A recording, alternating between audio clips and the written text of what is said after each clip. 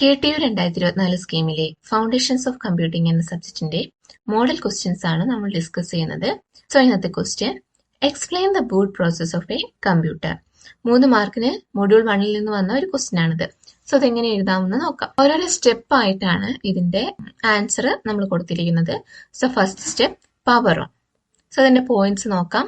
When the power button is pressed, the electricity flows to the motherboard and components. Then the power supply unit PSU check and provides stable power to all components. അതായത് നമ്മൾ CPU-യുടെ button press ചെയ്യുന്ന സമയത്ത് എന്ത് ചെയ്യും, power mother ബോർഡിലേക്ക് നേരെ supply ചെയ്യും, which actually activate the booting process. എന്ത് ചെയ്യും, ഈ പവർ എന്ന് പറയുന്നത് ഡിസ്ട്രിബ്യൂട്ട് ചെയ്യും എല്ലാ കമ്പോണൻസ്, മദർ ബോർഡിലെ എല്ലാ കമ്പോണൻസിലോട്ടും ഈ പവറിനെ ഡിസ്ട്രിബ്യൂട്ട് ചെയ്യും. സോ ഇതാണ് ഫസ്റ്റ് പവർ ഓൺ ചെയ്യുമ്പോൾ നടക്കുന്നത്. നെക്സ്റ്റ് സ്റ്റെപ്പ്, പോസ്റ്റ്, അതായത് പവർ ഓൺ സെൽഫ് ടെസ്റ്റ്. അതായത് ഇത് ബേസിക്കലി ചെക്ക് ചെയ്യാണ് ചെയ്യുന്നത്. അതായത് ബേസിക് ഹാർഡ്വെയർസ് ആയിട്ടുള്ള RAM, CPU, keyboard and storage device ഒക്കെ പ്രോപ്പർലി വർക്ക് ചെയ്യുന്നുണ്ടോ എന്ന് ചെക്ക് ചെയ്യും. ഇനി ഈ ചെക്ക് ചെയ്യുന്ന സമയത്ത് if any major issue is detected, it stops and signal with beep or error codes. അതായത് ഈ പവർ ഓൺ സെൽഫ് ടെസ്റ്റ് നടക്കുന്ന സമയത്ത് എന്തെങ്കിലും മേജർ ഇഷ്യൂസ് ഒക്കെ നമുക്ക് ഫൗണ്ട് ചെയ്തിട്ടുണ്ടെങ്കിൽ അത് ഒരു ലോങ് ബീപ്പ് സൗണ്ട് ഒക്കെ നമുക്ക് യൂഷ്വലി കേൾക്കാറില്ലേ, അത് ഈ power on self test fail ആകുമ്പോൾ നമുക്ക് വരുന്ന ഒരു ഇൻഡിക്കേഷൻ ആണ്. അപ്പൊ അതാണ് പവർ ഓൺ സെൽഫ് ടെസ്റ്റ്. ഇനി നെക്സ്റ്റ് നടക്കുന്നത് ബയോസ് ഇനീഷ്യലൈസേഷൻ, അതായത് basic input output system initialization. So BIOS configures hardware and prepare the system. It identifies the bootable devices, for example, hard disk drive, solid state drives or USB. Then settings like boot order, CPU configuration and fan control are managed here. അതായത് ഈ BIOS എന്ന് പറയുന്നത് ഒരു mother ബോർഡിലെ ഒരു component ആണ്. അത് actually ഒരു റീഡ് ഓൺലി മെമ്മറി ആണ്. ആൻഡ് ഇവിടെയാണ് power on self test post instruction ഇവിടെയാണ് ഉള്ളത്.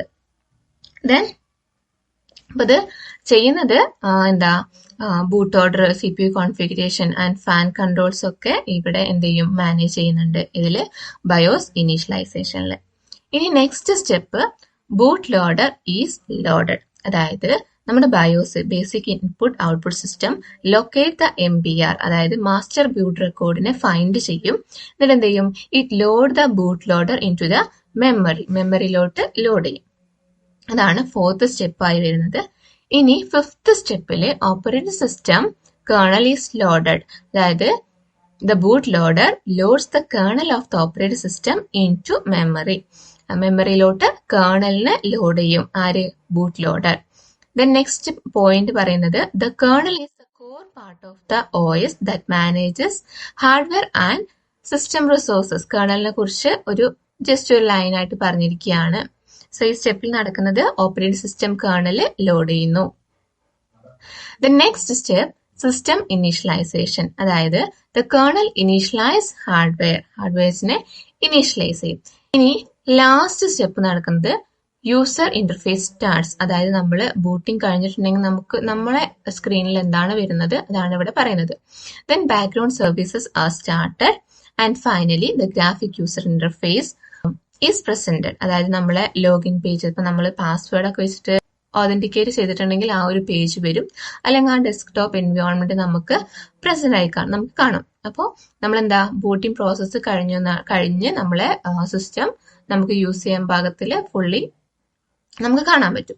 അതാണ് യൂസർ ഇന്റർഫേസ് സ്റ്റാർട്ട്. സോ ഇത്രയും സ്റ്റെപ്പ്, ഈ 7 സ്റ്റെപ്പാണ് നമ്മൾ ഇതിന്റെ ആൻസർ ആയിട്ട് കൊടുക്കേണ്ടത്.